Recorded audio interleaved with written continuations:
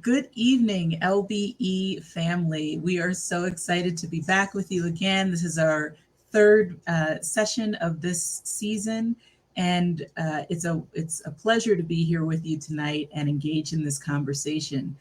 Tonight, we're going to be talking about the importance of the inclusion of Black voices within the humanities and how our two speakers today are using the humanities to foster and further social justice, equity, and empathy. We'll be hearing from Dr. Ricardo Guthrie, who was recently the 2022 Arizona Humanities Public Scholar Awardee, and Reverend Dr. Bernadine Lewis, Director of Undergraduate Programs at the W.A. Franke College of Business at Northern Arizona University, and a 2022 Arizona Humanities Outstanding Speaker Award nominee. Before we get into our discussion, I'm going to play a brief video for you, about 5 minutes in length, that is an introduction to Dr. Guthrie's award, and he speaks into the beginning of our conversation about the importance of Black representation and voice in the humanities. So let's watch together.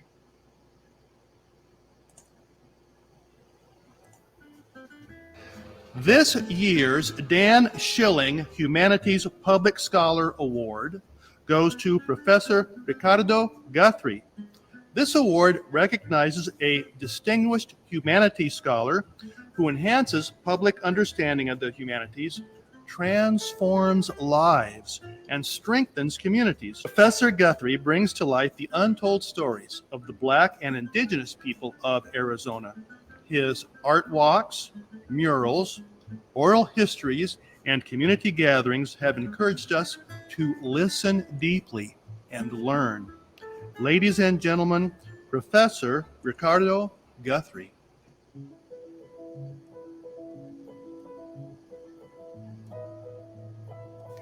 My name is Ricardo Guthrie. I'm the first person to be tenured in ethnic studies at Northern Arizona University. The impact of what I do is to allow people to come together in ways that are not predicated on society norms. So what I mean by that is you allow people to debate, dialogue, and discuss what it is that is important to them in their lives. And so when I put a series of Black heroes and sheroes on the wall at a mural on the south side, people are going to ask, why are there Black people on the wall? And where is everybody else? And the point is, it's on the wall of a formerly segregated school for Black people. And so these are the heroes and sheroes that people just don't know about, or maybe they know about, but don't know the real story behind them. I think that the artwork that I do in the public domain, creating murals that are based on the historiography of human beings in the south side of Flagstaff, for instance, has incredible importance for everybody, because these were people who turned a negative into a positive. They turned segregation into congregation. They turned a deficit into a positive and said, hey, we survived. We're still here. And that's the type of resilience that people need in the world today. The humanities are important more now than ever because of the conditions we're facing politically and economically in the world. Now, humanities are not necessarily going to influence policy, politics, or economics, but it will present a sense of understanding about the worlds that we face and the problems that we are confronted by. So in particular, the humanities are allowing people to use culture, art, music, poetry to explain themselves and where they fit into the world. Murals that I work on, for instance, these allow people to really show the public face of what it means to live in a multicultural, multiracial society that is rapidly changing. So for me, the humanities does that better than, let's say, politics, economics, even social policies that are supposed to do that. You can't legislate the stories that people need to tell about themselves. You just can't. And so humanities have been very effective in explaining to the world what society needs to do. What inspires me to do this work is the public need to express themselves, to tell their stories, to make a presence. So I'm inspired to do this work because I think most people don't have an outlet to explain who they are or to simply present themselves in a way that society understands. That for me is inspirational. This year's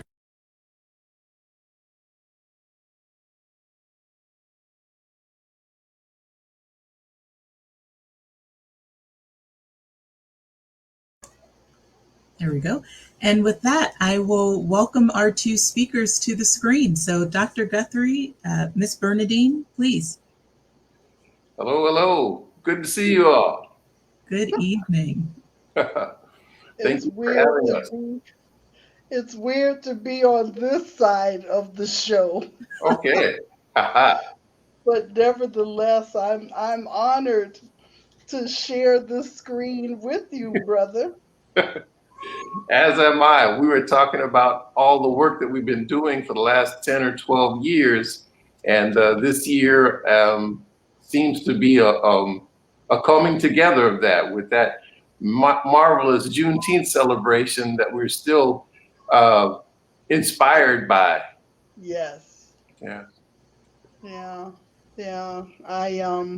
Well, I'm very humbled. It's always been an honor to work alongside you in so many different ways and so many different projects, and I'm really very honored to share this screen with you this evening in this conversation, to even be nominated for this award. And Mhm. so I'm just excited, I'm humbled, I'm honored, and I'm glad that we're here in this space together. As am I. Thank you all for doing this again. We had talked about in the beginning of the year what it was like to try to set some goals in mind to use the resources that we had that might change people's consciousness. And then I just want people to know this is what we tried to do with the Black Convocation. We tried to do with Black Renaissance. We tried to do with the Juneteenth celebrations, which were three big points where you as a spokesperson really had the center stage. And I just want to hail you for doing that. And for people who may not know, you do get a chance to see those things because some of them have been saved online for people to review, at least through the LBE dialogues, Yeah, you know? yeah. It's time flies. So we're talking about 13 years of work, of doing this work together, you and I, and with other individuals, um, Mhm. at various times. And so to be here this evening, talking about humanities Yes. and our voices uh, Mhm. in humanities. All I can say is wow. No, you're absolutely right. Yeah. Okay. Well, let me start with just an opening question of the humanities and why it's so significant. Why are the humanities so important for the conversations that we're having now, and particularly why is Black representation and voice in the humanities so important to the conversations we're having now?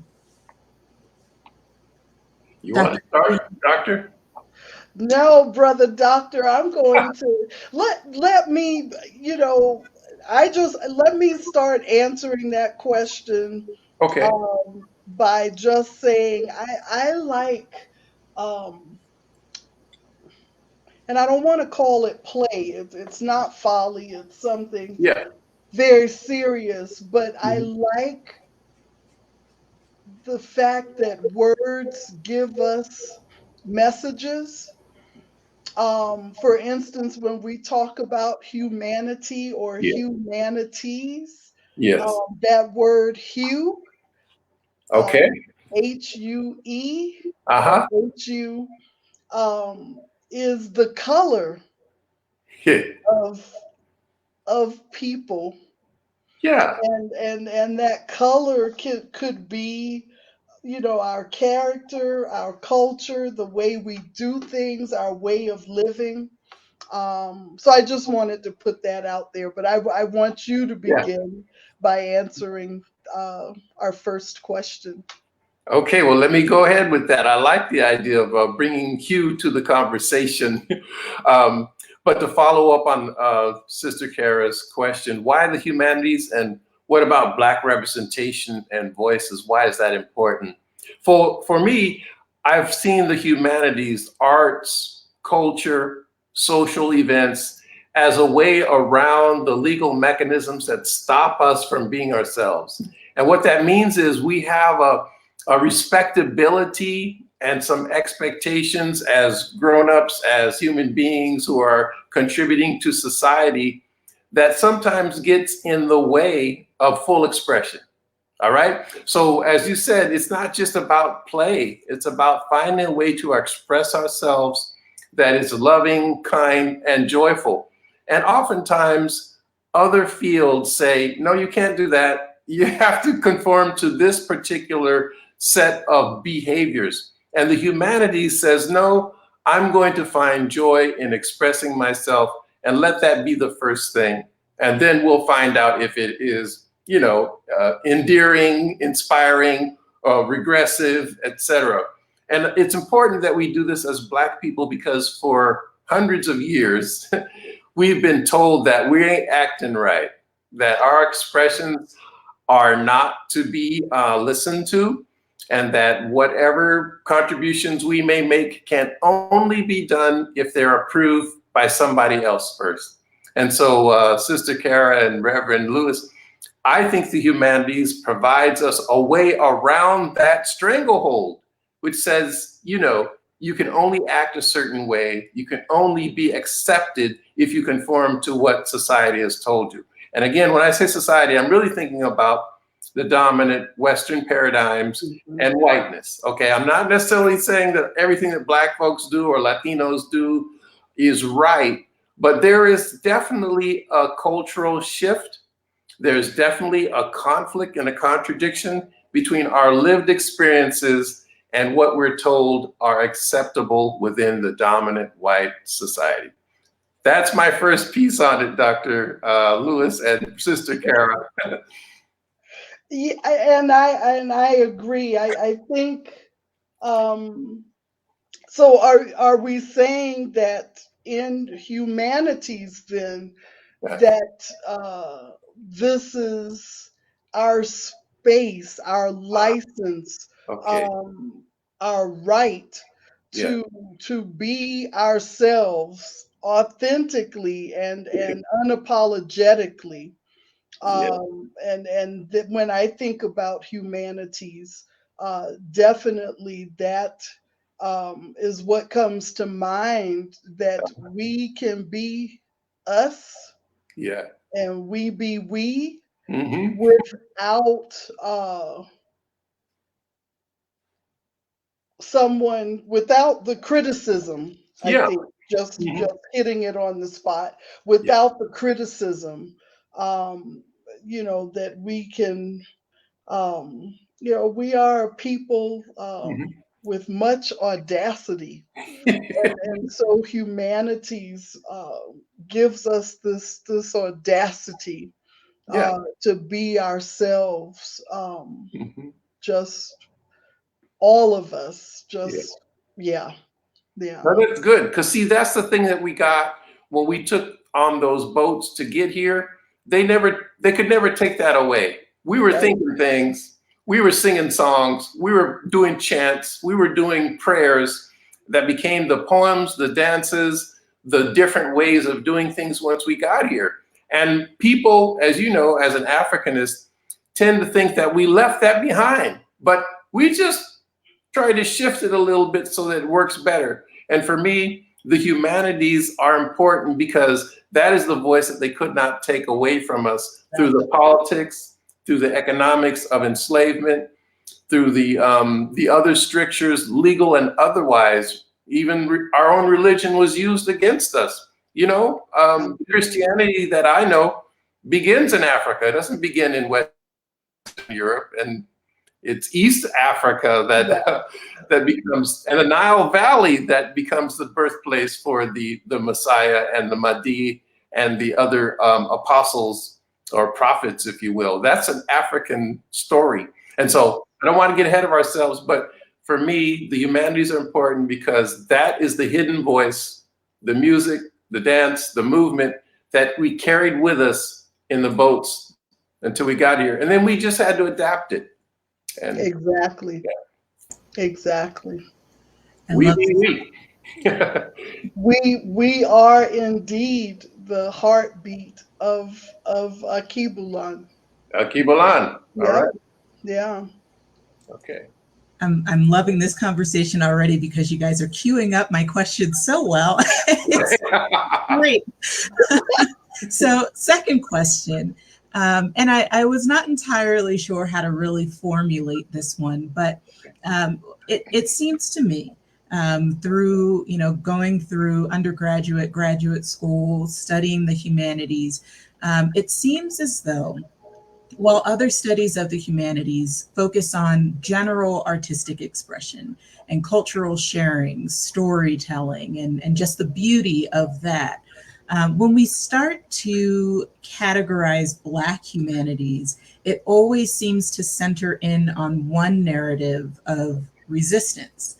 Mm-hmm. And I'm wondering, as we're talking about the importance of Black humanities in sharing that story and sharing the broadness and the beauty of Black culture, it seems particularly limiting that so much of the conversation is focused in on resistance.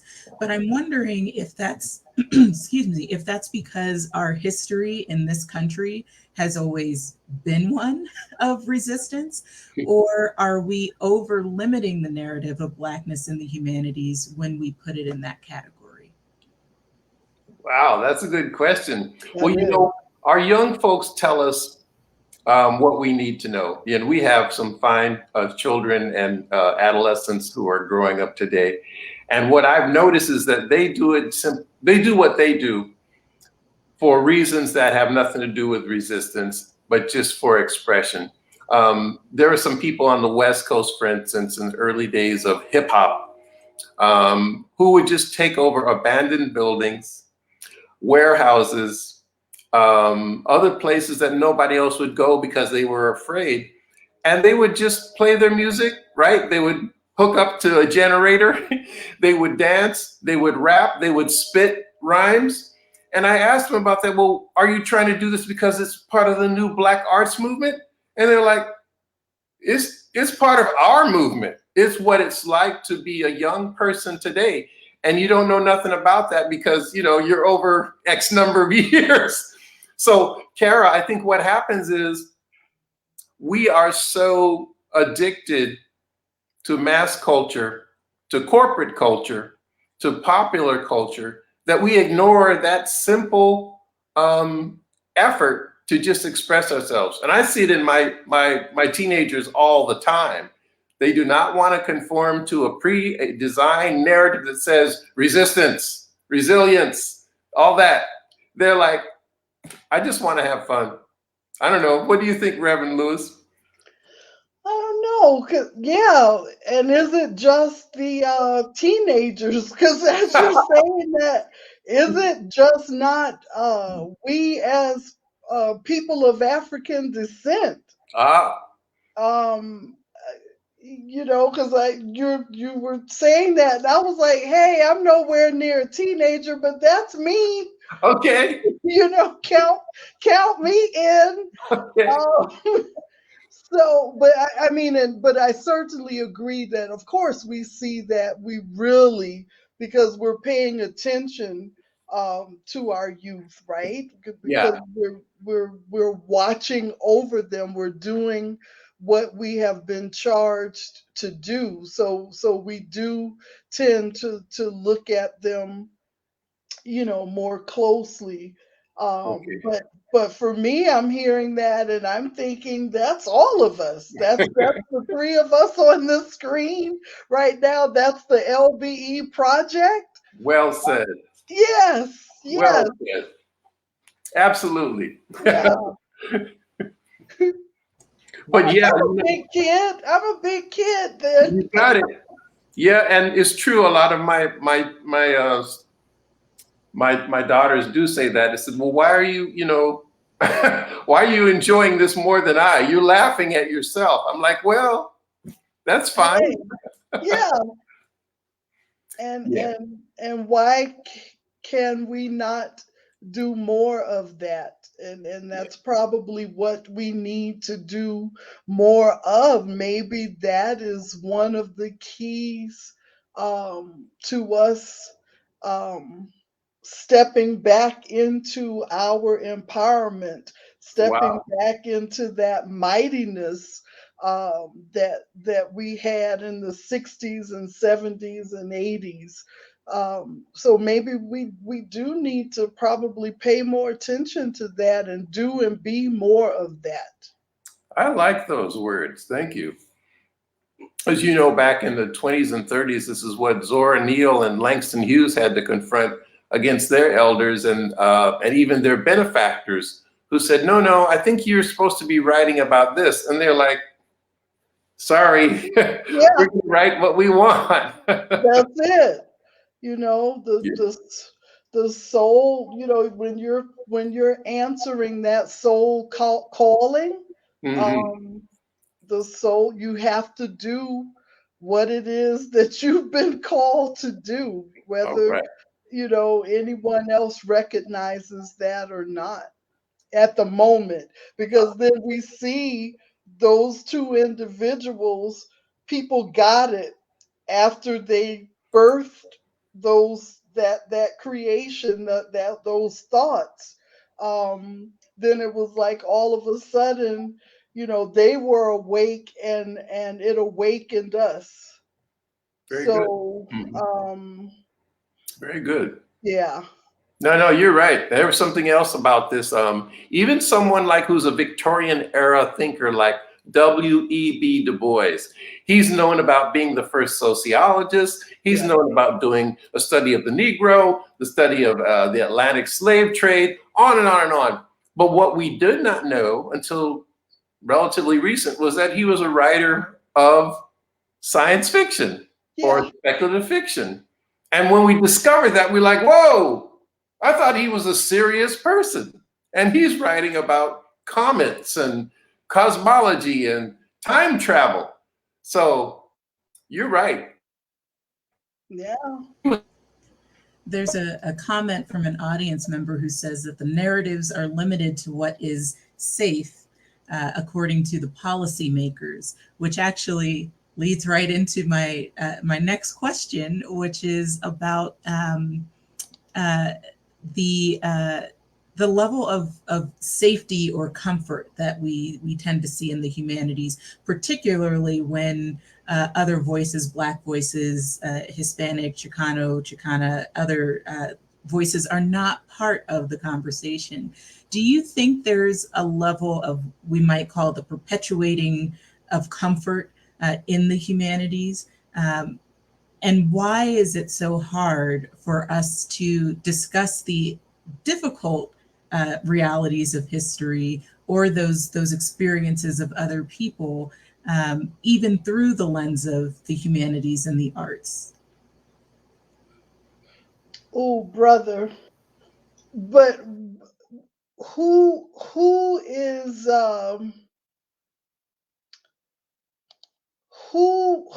is who is trying to play it safe? Um, I mean, I don't think anytime that I have an opportunity to be in these types of spaces, um, I'm emboldened.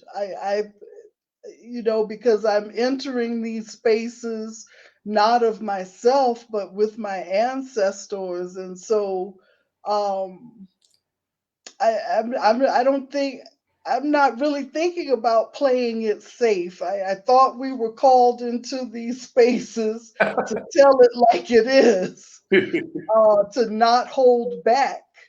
And so earlier, when we talk about if this is what humanities, if we've given this definition of this is to be ourselves and to do what we do and to do it how we do it when we do it, then who's putting the emphasis on the safety, being safe? Is it them or is it us?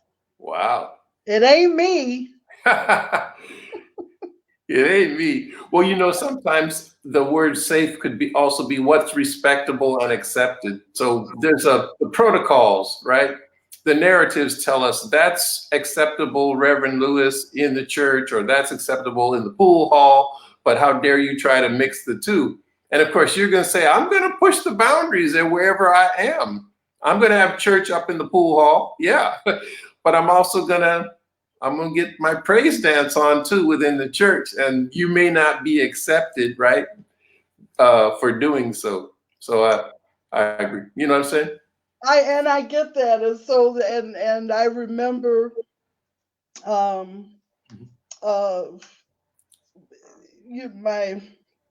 my ex talking about when he was there when Mahalia Jackson was singing gospel music in the clubs. It started in the clubs first, not in the churches. And so it makes sense to me. We never want to talk about Yeshua or Hortus. And most of us call him Jesus, but I'm going to call him Yeshua. He wasn't in the churches. No. He hung out in the clubs. He hung out with whores. Yeah. And that day they were saying he hung out with wine bibblers. Those were alcoholics. They were the people who drank publicly and drank a lot. And so this is who Yeshua hung out with. So, we want, but he was the church. Gotcha. And look where he took it. Wow. And so and I think and for me early on, answering this call into divinity, I battled with, because I got that. It made sense to have whatever we call church outside of these four walls. Okay. That we call places of worship. So, wherever we are, spirit is there. I like that. Wherever we are. I like that. Blackity black. That's it. Blackity black. Black, black, black, black. There was an article that I was reading in preparing for this conversation that was talking about the lack of diversity and representation in the humanities. Okay. And there was a quote from a student who happened to be the only Black student in his program, or their program. They stated that if someone who dominates the conversation frequently disagrees with your viewpoint, it automatically invalidates it, even if it's backed up by the text, which happened to me a lot. Wow. So my question is, how do you both respond to that? And what should we be doing to combat the domination of lived experiences and that lack of representation in the humanities? Wow. Well, I always like the fact that people have a text in which they can respond to, whether it's the scripture or the lyrics or the novel. And I don't know, I'm the same type of person who would say, let's go back to, have you interpreted the text based on its own merits? And let that be the starting point before you get drowned out. I know we've all been there, where people just haven't paid attention to what was there, what was scriptural, what was textual, even what could be verified. Instead, they are, as my father would say, rapologists. They're just rapping and describing things that are not based on documented data. Instead, it is BS. So as a good scientist, my feeling is I'd like to help that person or that student or that peer who's in the room who's not being heard. And that's a skill as well that the humanities tries to allow us to do, to identify the voices that may be missing or muted for whatever reasons, not because they're not there in the room, but because they've been overlooked, or as this person says, shouted down. But yeah, I think that's part of responsibility too, right? As humanities leaders, to be aware that, okay, this sounds good, it's comfortable. I like the music that's happening, but am I letting other people have a chance at the mic? Mm. Right? And as I'm hearing that, that question, my initial thought was, so are we talking about humanities in formal education? Because here again, my thought is, what can we do outside of these walls, and who established these walls and these spaces to say, well, this is where it all takes place. This is the only place that it can happen. Mm-hmm. I think that we as a people, Mm-hmm. who we have always been a part and connected to, a part of and connected to the cosmos.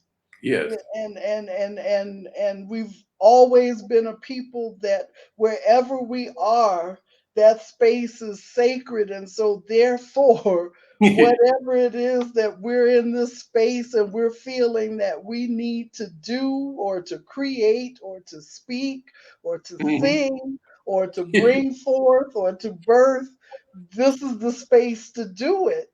Yeah. And so I think when I hear that question, Mhm. um, it comes forth as we're only talking about in these formal halls of education, Mhm. I think. Mhm. And so therefore, in order to escape that, we've got to begin to go back into taking whatever it is that we are and whatever it is that we need to be at that time, Yeah. that we are okay to declare that space as that place. Uh-huh. And so, just like the church has always been for us, the community center is the place where we talk politics and strategize. It's the place where we worship. It's the place where we hide people Mhm. from the law. But Yeah. yet, it's a holy space. Yeah. And so I long for us to go back to wherever we are, and just like the LBE here Mm. tonight, that we took this out of what people would consider a traditional place to have this, Uh-huh. so we could be at the Murdoch Yeah. doing this in person, but we still choose to have these conversations in this space. And I think that at some point we're going to have to um, decide that we are humane, we Mhm. are humanity. We can talk humanities, and be humanity no Uh, matter where we are. no, And then when oh, we do that, mhm. then we escape the criticism that we typically find in these spaces, really, that were created by others and not Wow. necessarily by us, Mhm.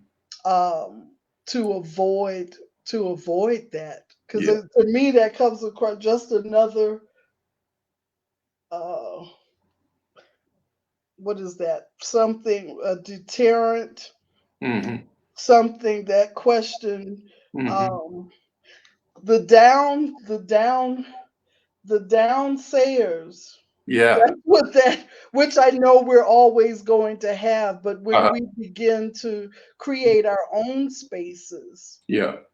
and dictate who has privilege to be in those spaces, Hmm. then we will begin to avoid the naysayers. The That's it. naysayers, right? Yeah. We had an audience question come in related to that, and they said, I think that's great, but should humanities be offered to all children in all schools? And is it an issue that it is not? Well, it's definitely an issue because people determine, as Reverend Lewis was saying, what is valuable humanities and what is not. And we have found a way to find something sacred within profane spaces. And then when we get into those sacred spaces, like a school, we find that those options have been curtailed or put down. All right, you can't teach hip hop. I'm sorry, honey. You know, that's not appropriate. And you're like, well, wait a minute. This is word song has power. It's poetry, if nothing else. Why not have that as part of the curriculum that we are trying to devise in all schools? So yes, I think the humanities themselves. Remember, in the 70s and 80s, there was a cutback in most of the humanities budgets for music, for arts, for culture. And in a place like South Bronx, there was no music program.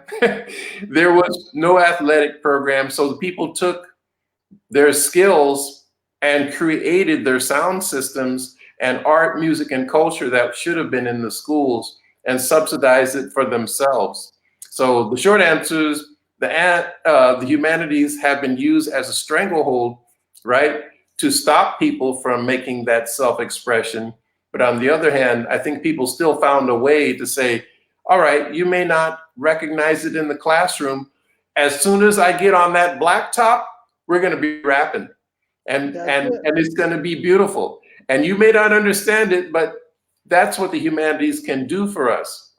So that's my short answer with a little bit of a coda of what people did when the humanities was not available inside their schools. What do you think, Reverend? Yeah. But here again, so because we are humanities, Uh-huh. so we and because we have always had this ability to create spaces Mhm. in places for what we need them to be. Uh-huh. So okay, we couldn't do it in school, Yeah. but the community center has always been a classroom. Yeah. Someone's garage Uh-huh. or living room has always been a classroom. And so that's what I'm saying to I think I think we are products of people who are like, okay, we can't do that here. Okay. And we go someplace Go else somewhere else. and we do it, Uh-huh. and Yeah. so that's why the streets can become a concert hall Yeah. easily for us. Hmm. Um, I can remember doing fashion shows in the streets. Yeah.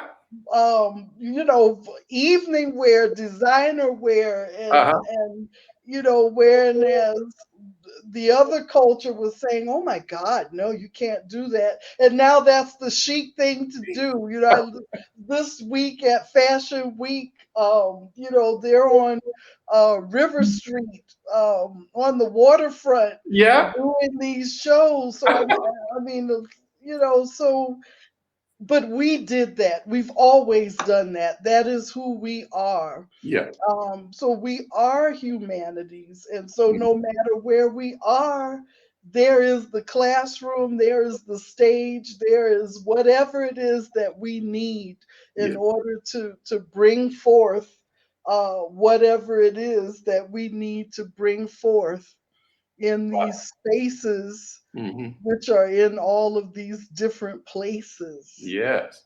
Well, there was a celebration this past weekend of the 50th anniversary of the Black Studies program at San Diego State. And my wife, Sean's mother, was one of the founders of that Black Studies program. Wow. We say Africana Studies now, but it was Black Studies. And that was 1972. And what happened was people were not having the spaces, right, recognized on campus or even in the community for Black culture. And as you know, there was a Black Power movement, a Black arts movement. And we finally found a way to do that, to get into where people will get credit for it. And one of our best friends was the first graduate of the Black Studies program, Gary Hargroves, who was recognized this weekend. And I say that because they had to decide, okay, if it's Black Studies, what are we going to focus on first?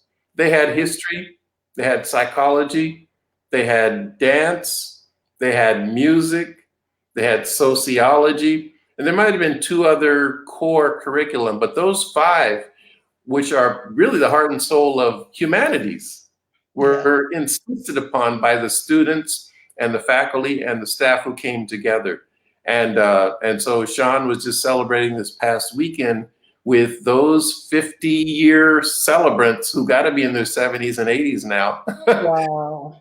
But yeah, it goes to what you were saying, Reverend, that the humanities was the first thing that they put forward because they felt that was going to be what the students wanted. That was going to feed them so that then they could go on for more difficult things like statistics and, business enterprise.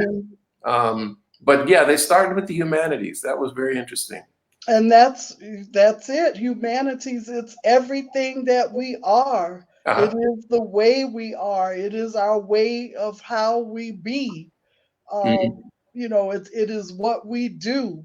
Mm-hmm. It is how we do it. Yeah. So we're never without being humane, without being human. This is how we express our humanness. Well, what if we go beyond that, Reverend? What if we're not accepted as human or humane, but actually as cosmic beings? I mean, we're going too far? Is that a bridge? Oh no, that's where it is, right? Okay. But we don't want to scare the people away, so we gotta start with milk, right? So that's what Yeshua was teaching. We're gonna give you milk. But eventually, at some point, as you're maturing in this walk, then eventually milk is not enough now, and it's just how we raise our children. Then milk, then we give them some potatoes, and then now we can add a little bit of the gravy from the meat. Okay. Eventually we eat meat, right? And so now when you start talking about we as cosmic beings, now you're getting into the meat, and then you scare a lot of people. Okay. But you scare them when I start quoting "Ye are gods, we are gods." Ooh. Then it's like, oh yeah, she done gone too far now. Yeah. Okay. I get you. See, like Sister Karen now is like, okay, next question, because you're going too far. Not at all, I promise. But I do want to go back to Dr. Guthrie. In the video presentation, we heard from you a little bit about just the significance of the humanities, and you made a statement, and I can't quote it directly, but it was basically that the humanities may not be making the policy decisions or the political and legislative decisions. And yet, it seems that they are being very directly brought into those decisions right now in the current political climate we're in. We're seeing the cutting of ethnic studies programs, the exclusion and removal of humanities programs from schools, the pulling away from examining other cultures through the arts or in any way that would make the wrong people uncomfortable, as we were just talking about. And So I think the question there is, um, how do we protect those programs? How do we ensure that we're not just being put in a position of having to find spaces outside of the academics or broader society to engage in these things in a way that contribute to and reflect the fact that we're not just Black people off to the side and the rest of society over here. Yeah. We are part of society. Mm-hmm. Our stories, our songs, our narrative, our art matters to the broader society. So Mm-hmm. how do we keep that message going and protect it? Wow, that's a good question. I was watching an interview with Martin Luther King from 1967, the year before he was assassinated, and the interviewer just kept harping on him, and he finally just came back and said, well, you know, we have to do what we have to do, and maybe society will catch up with us, but I can't predict that. And so that's what I meant by the humanities provides a safe space or a good space for expressing ourselves, but it may not immediately affect the policies because the people are going to use their own, I think, historical and cultural place of being to get their way. Now, you and I would say, well, culture is something that can be shared. The humanities is something that can be shared, and that can influence good policy. It can also influence bad policy too. Is white supremacy as a cultural or ideological realm has been dominant and ineffective for more than 400 years. And we still come back to saying everybody can come into the pool, but we are not here to say my culture is better than your culture, or this is what you have to do to fix white supremacy. I think that was the question they put to Martin King almost directly. It was sort of like, well, what if white people don't accept Black people's culture? And that's where he said, well, we have to believe in ourselves. He says, we have to believe that what we're doing is right for us. It may not be right for everybody. And so that's why I think that ultimately there is a certain passageway that we're going to have to go through. This society has to decide, is it going to be a white dominant, racially stratified, patriarchal, anti-misogynist? You know, if that's what it's going to be, we have to say, no, that's not who we are. But we may not be able to change that on a political realm or even an economic realm. And that's what Martin King was getting at. It's a moral struggle for him. It's an ethical struggle, but it's a cultural struggle because sometimes it's okay just to be Black, even though you might not be able to survive whatever it is that you're up against. I don't know, Reverend. Well, what you in your answer, what you just brought up for me is why HBCUs were created and why they are still so very critical Mhm. to us as a people Yeah. still today. Okay. And because we have to have those spaces. Mhm. For me, that space prepared me beyond what I was getting in my house, Uh-huh. but it prepared me to be able to deal with the space and place that I'm in right now. Uh-huh. Mhm. If it were not for that, Oof. um, I would not be able to survive. And so, uh, you know, when we start talking about policy and if we're going to be able to have the humanities program next year, Yeah. uh, well, here's where we take ourselves and all of our humanity and all of our humanness Mhm. over to our other spaces Yeah. that no one can take away from us. And so if that's the community center, if that's the church, Yeah. if that's our living room, our dining room table becomes our desk where we put our books on it and we learn, um, no matter what uh changes, and that's where we came from.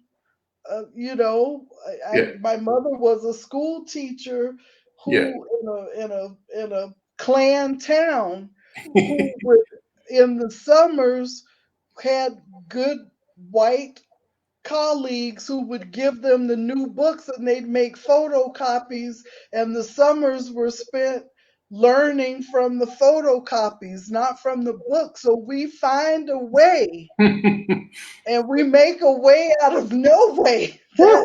That's who we are in order to keep our humanity. Wow. No one can take that away from us. And I mean, we love our PWIs, and we love our corporate companies and the boardrooms. Yeah. But we've got to begin to acknowledge that if you cannot or will not let me be human in this space, or 100% human Yeah. in this space, Yeah. I do have spaces in places that I can go and be humane and teach humanities, be humanity, be humane. And so I think we've got to begin to stop looking at the good massa and what he's provided us, Yeah. and go and seek other spaces for humanities. I hear you. I'll this next thing is not really a question. It's more of a just sharing a story. I feel like I should take advantage of having you both here and have you speak into it maybe. But part of what has guided my questions and understanding of this subject is looking back at my own education and my own experiences with really strong and solid, or what were considered really strong and solid humanities and history and English classes in school, high school through undergrad and grad school, but also coming up against that representation of my culture, or what was considered what should be my culture, as also being the thing that should not be my culture, if that makes sense. So I can remember a lesson in I think it was high school English class, where we were tasked with translating both Shakespeare and Chaucer into modern English. And I chose to translate Chaucer into a rap.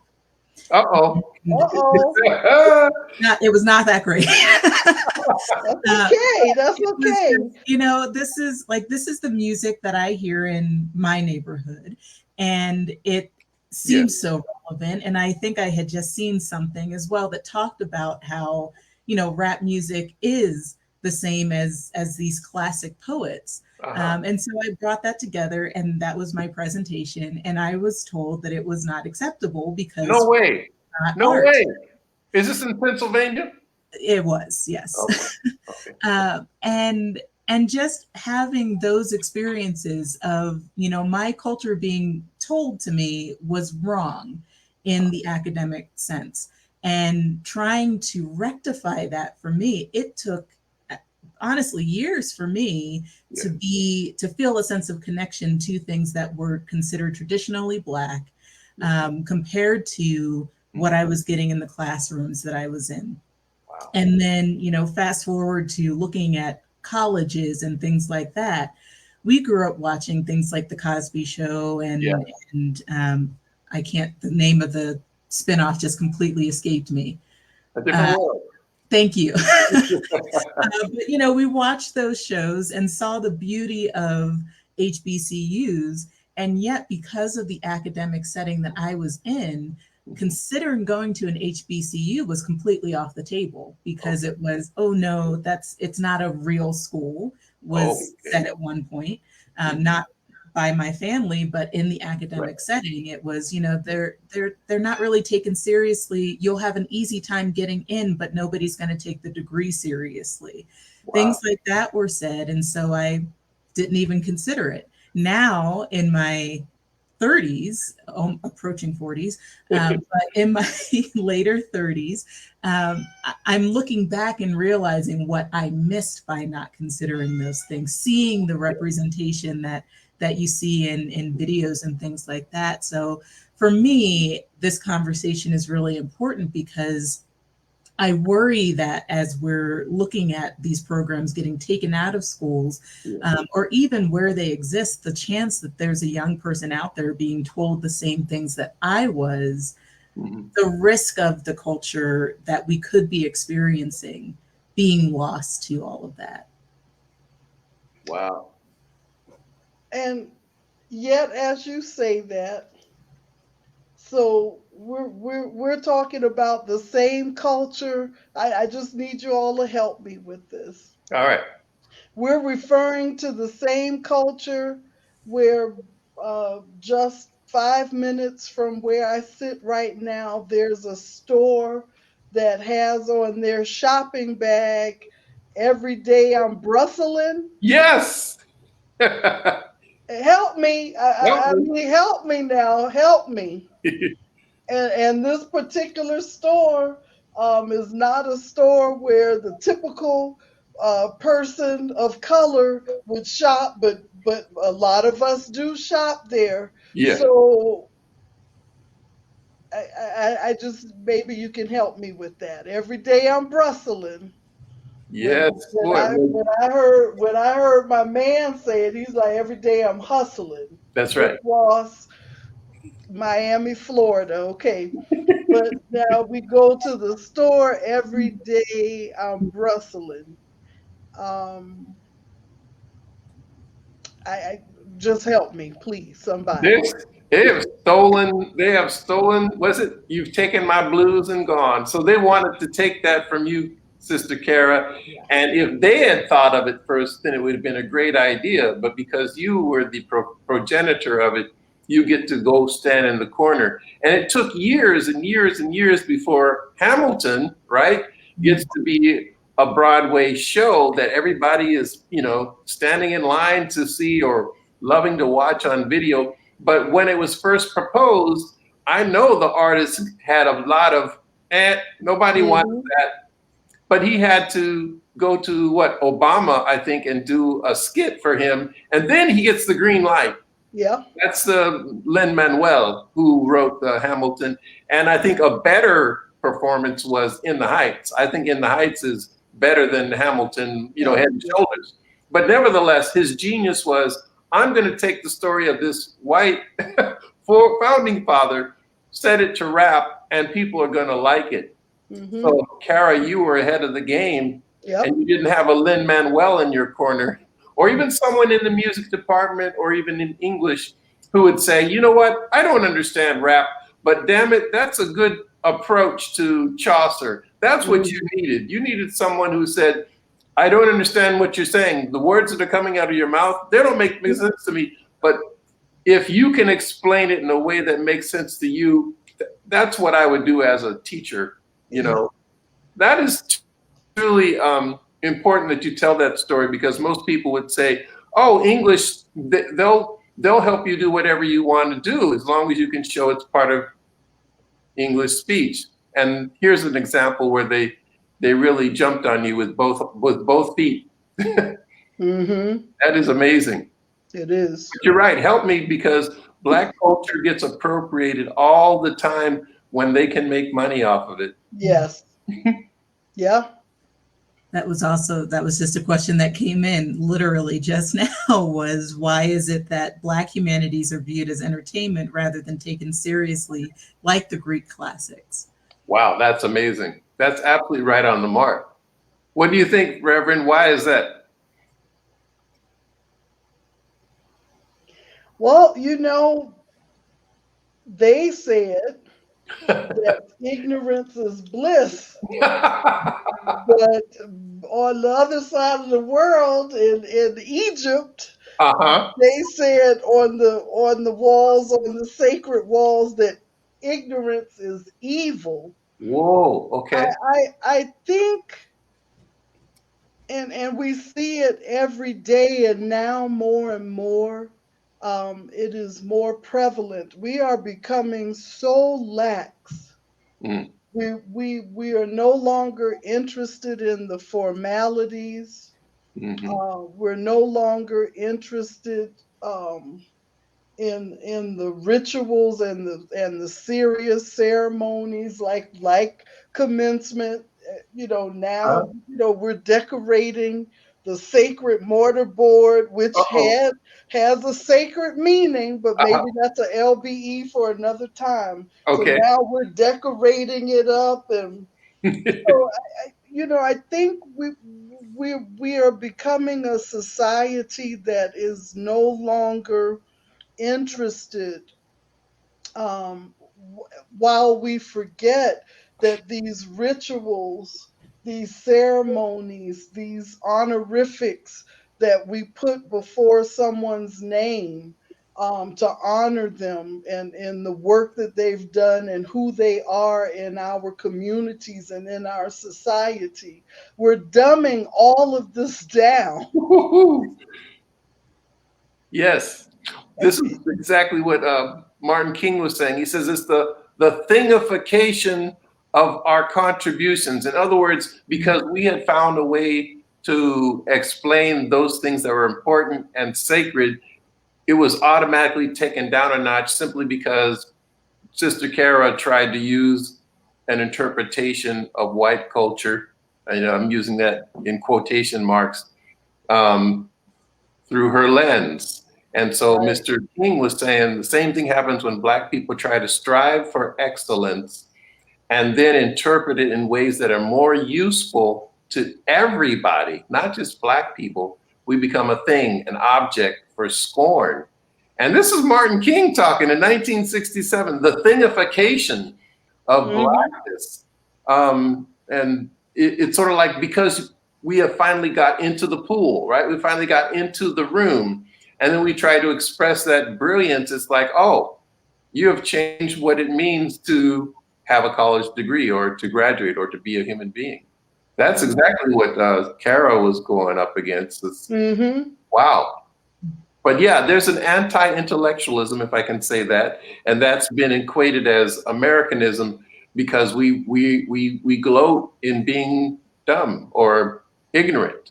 Like, we're proud of that. I don't know no Greek. I don't know no French. I don't know. Well, why not? Why don't you know a second language? Anyway, I don't want to get on that, but I feel you're absolutely right on the mark, that as soon as we begin to express things in an intellectual way, then some people are ready to pull it down. Hmm. Wow. Absolutely.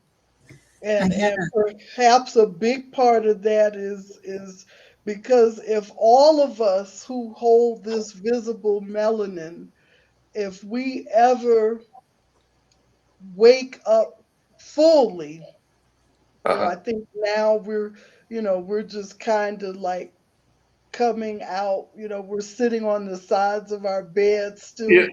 still, we're there. We're not all eyes are wide open yet, but Yes. we are getting there. Okay. And I think they know that when we get to that point where we remember who we once were, Yes. it's over. Wow.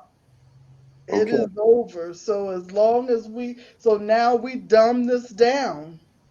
Now everything's casual. We don't dress up for church anymore. You can go in jeans and a shirt, and Yeah. you can wear. I remember you couldn't even wear open toe shoes as in the church. Yes. Mm. And so everything that is sacred or was sacred. Mhm. Well, we don't do that anymore. You don't have to call me by my last name. Call me by my first name. Yeah. Yeah. Yeah. We had a couple of audience questions come through, so I'm going to ask some of those. Okay. The first one was noting that there are no HBCUs west of the Mississippi. Here we have Several.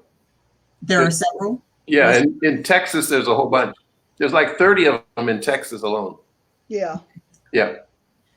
The question goes on and is saying that we here have in Flagstaff, we have NAU, which is an Indigenous serving institution.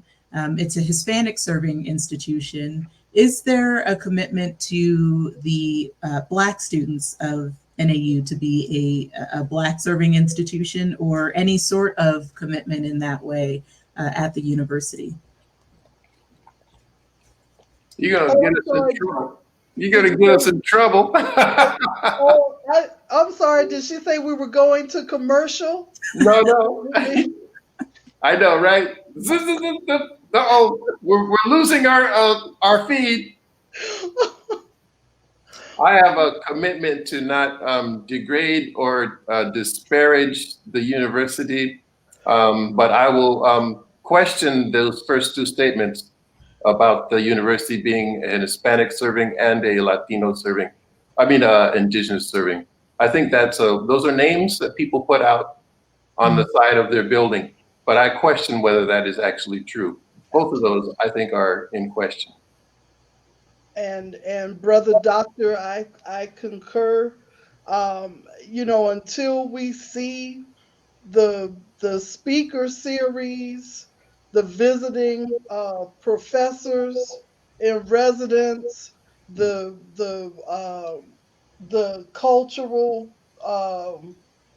programming, the art gallery, Yeah.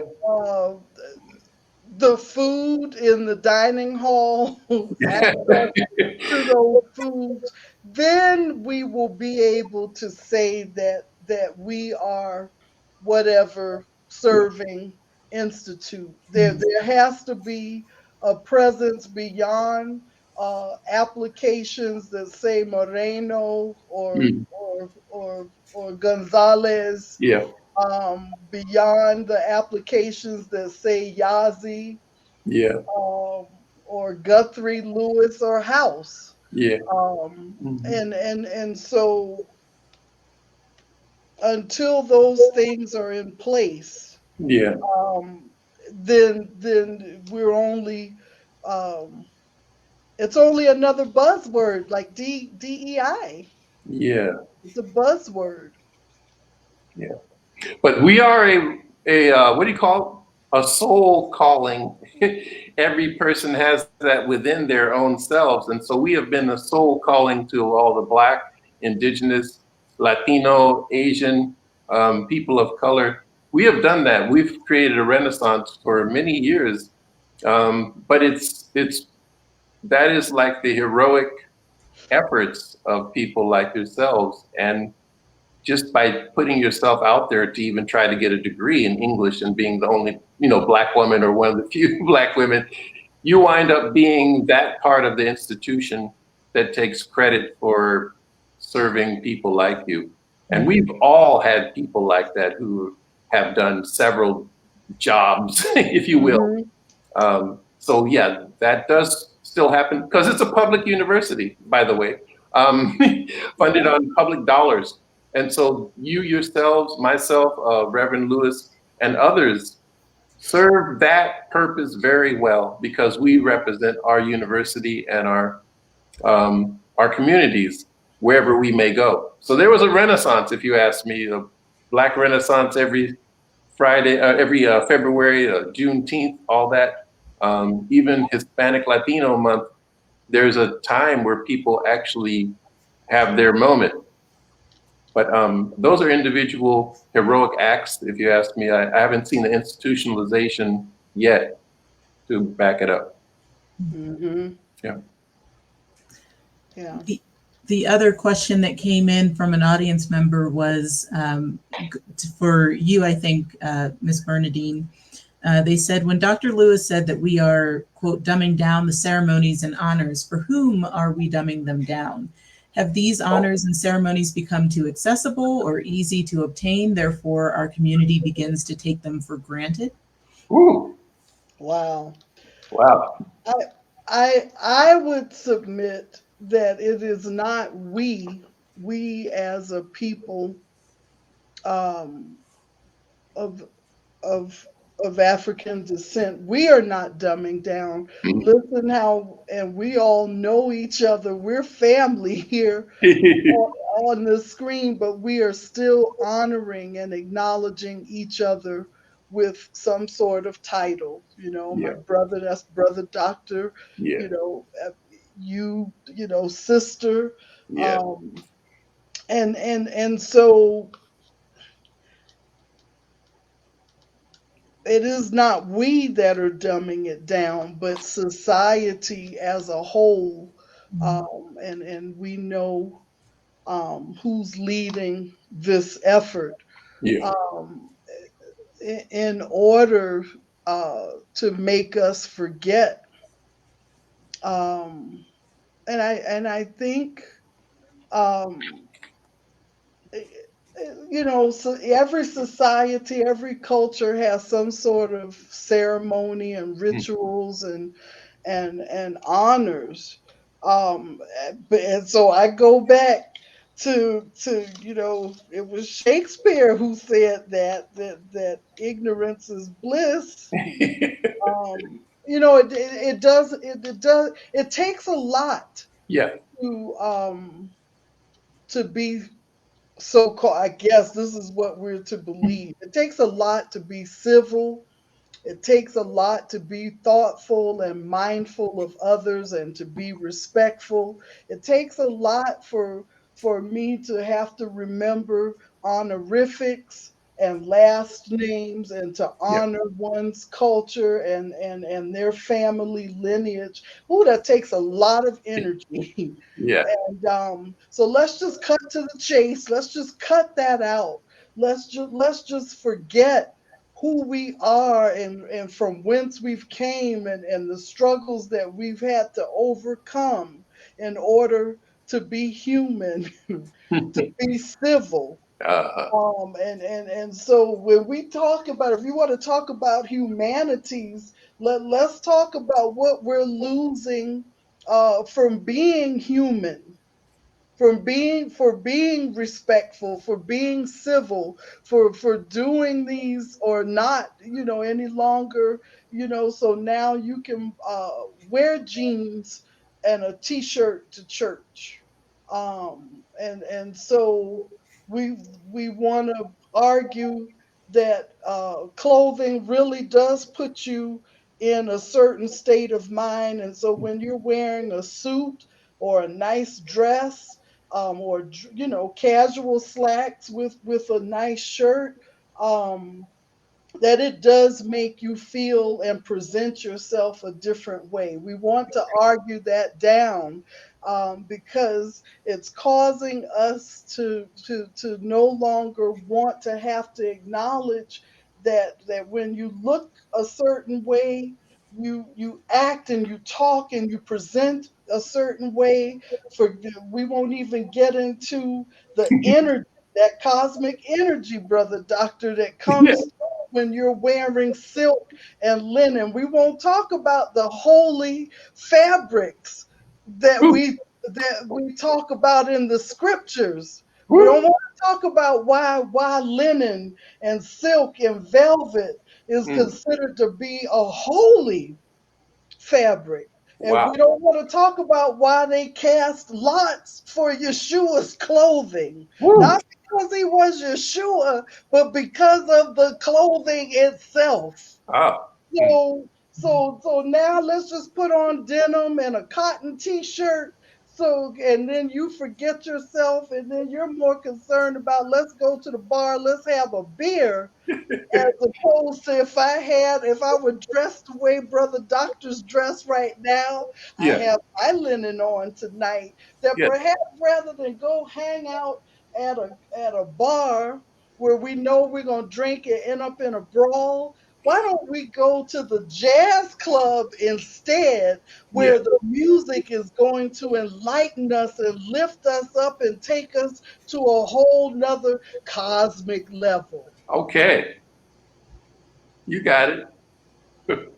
This is good. So let's just dumb it down. Put your jeans on and your t-shirt and let's just roll out. Let's just roll.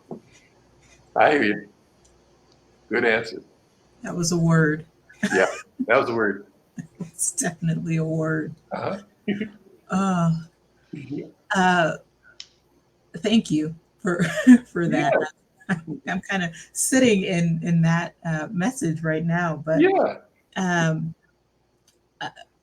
one more question, and I'm going to start it with a story that I kind of told you guys at the beginning before we came on live. But for the audience, as I was looking up some information and conversations about Black voices in the humanities, I came across a site called Galaticha. Okay. And it was somewhat chronicling the work of Professor Sun Michaud. He was the first and maybe to date only instructor of Gullah at Harvard University. And what really stuck out to me were some of the many lessons that were on the site. But also, what really stuck out was the way some of them reflected some of the erasure of Blackness and African diasporic contributions within the humanities and our understanding of culture.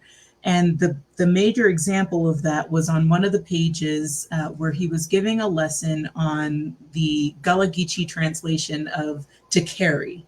And he referenced the origins of the word tote, which we use to mean to carry. We tote something.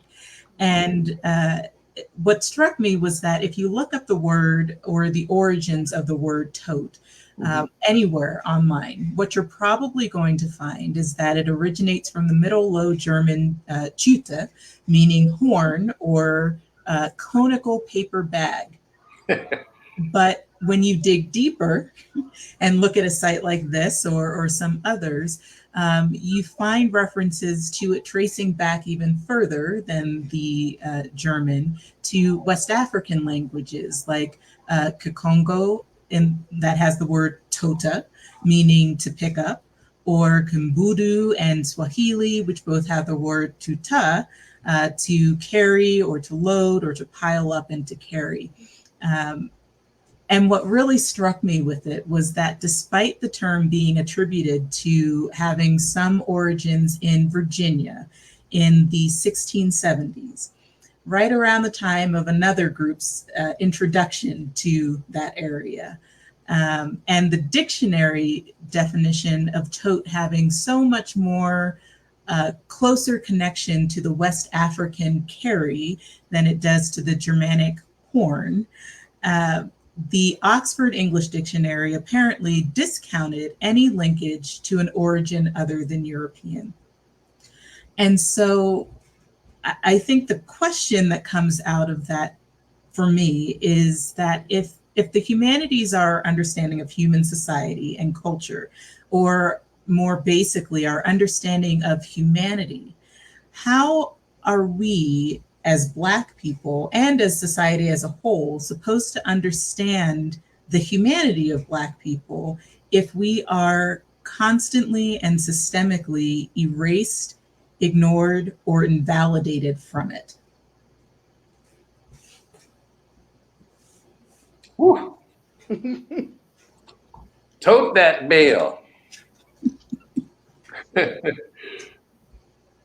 Speak to it, my Gullah Geechee, Reverend Doctor.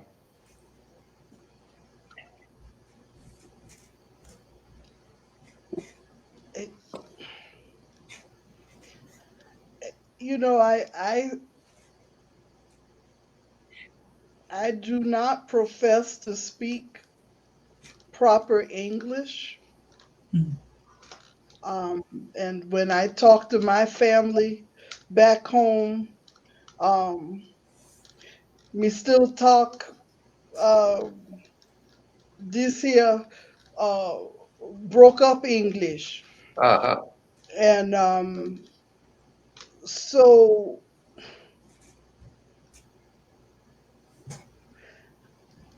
here again,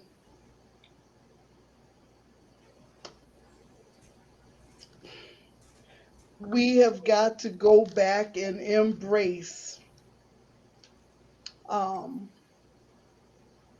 our spaces in places that are our own.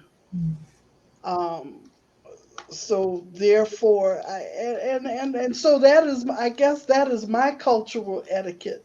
Okay. When I come out into this space, I speak this English as best as I can, as best as I know how.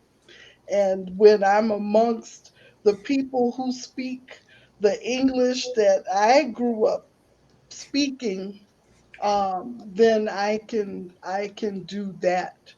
And so therefore, I do not worry because this whole thing, we love our spaces of academia.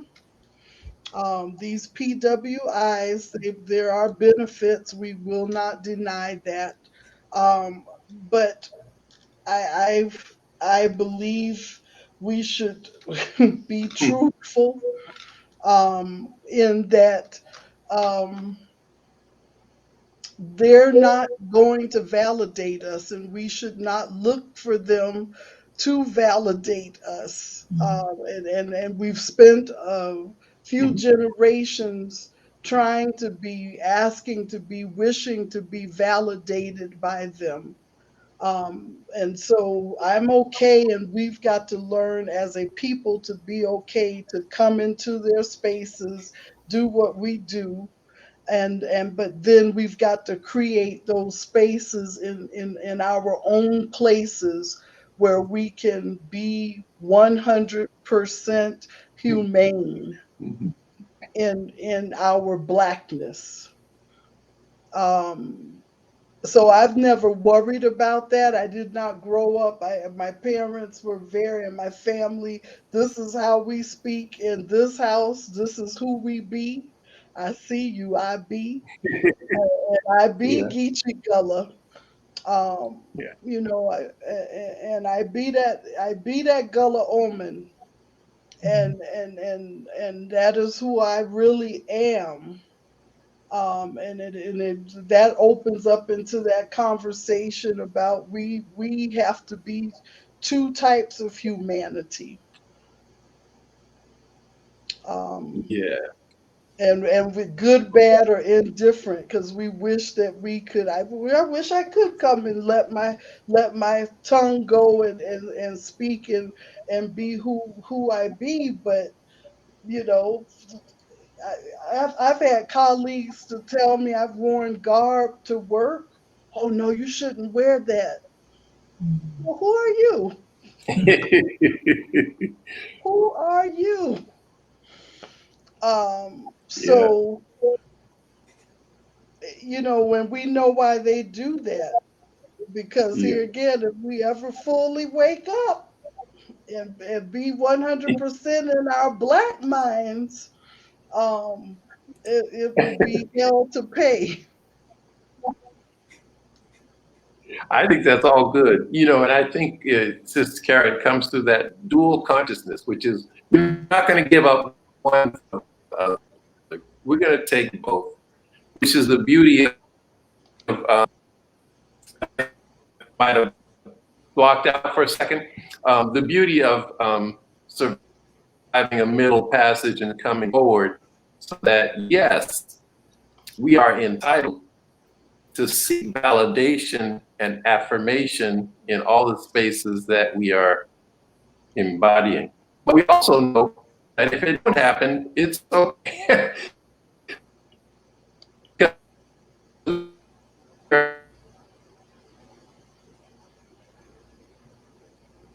Are we losing my brother? I think we are a bit. Did you hear me?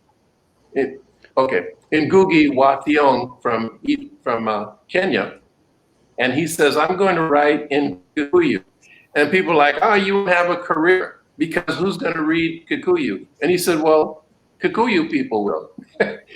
And they said, well, that's a waste of your talents and skills. You should write in English because then you can translate the Black classics for us. And he says, you know, Shakespeare was not liked in his time. And he wrote of the people that he came from. He wrote the words of the common man and woman, and people did not like that. And he was going to be, you know, taken down a notch. It took hundreds of years for us to see him as a classical writer. He says, but in his time, he was not loved. And he says, and why would we assume that Africans are going to be loved as well? He says, it's just, that's not why we exist. He says, but the language that I have been raised is English, Kikuyu, you know, and other tribal nation languages, and I'm comfortable within them. And he's stuck to that. So he said, the stories that we create will survive regardless of whether they're affirmed or not. You know, of course, only he's a great writer. If you and I had done that and said, I'm going to write in Geechee only, or, you know, in my native language, and we caught hell for it, well, we have to create that community that wants to read Geechee, Kikuyu, etc. And the other story I would say is that sometimes things have a type of affirmation that we didn't expect. They wiped out most of the Californian Indian tribes, or really decimated them. And one of them was the Kumeyaay in San Diego and the lower Californias. And before they were wiped out, the people, not entirely, but the culture was wiped out. The people from the Smithsonian went and interviewed people and recorded them and stole their bows and arrows and spears and took their bodies.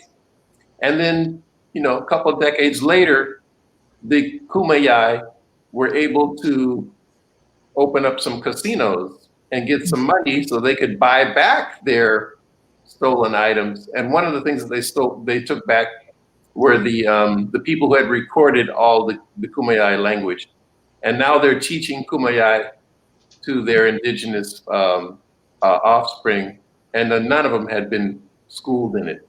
So I want to say all that to say the dual consciousness that we have means that yes, we'll learn both cultures or more than one culture, and we'll be comfortable in it. But ultimately, we have to decide for ourselves what it is that we're going to do to communicate. And part of this LBE dialogue is to create a common language that we can use so that when we say tote, you know, I'm talking about some real carrying stuff that comes from African diaspora and not some dialect from German. So thank you for allowing us to be part of this dialogue and creating that common language. Yeah. Absolutely. Well, and I think in closing, the thing that really sticks with me from the story of tote and other Gullah terms that have made their way into standard English, like zombies, banjo, other words that have entered into our common knowledge. One of the other things that I read was sharing lines in Gullah. And there was a commenter who said, I don't know how, but I understood every word of that. I know exactly what it was saying, but I have never spoken Gullah or any of that language in my life. Wow. But it just sounded to them the way that, like, it sounds like my mother, it sounds like my grandparents, it sounds like my family. Yeah. So I understood it. And how encouraging is that, I think, for us in particular, that there's no taking that away. Yes. There is something of that sacred, celestial, just spiritualness of our people that just cannot be ripped out of the fabric of who we are. Yeah. So absolutely beautiful conversation. Thank you both. I don't know if either of you want to share a closing thought or close us out. all right. I just have one. Yes.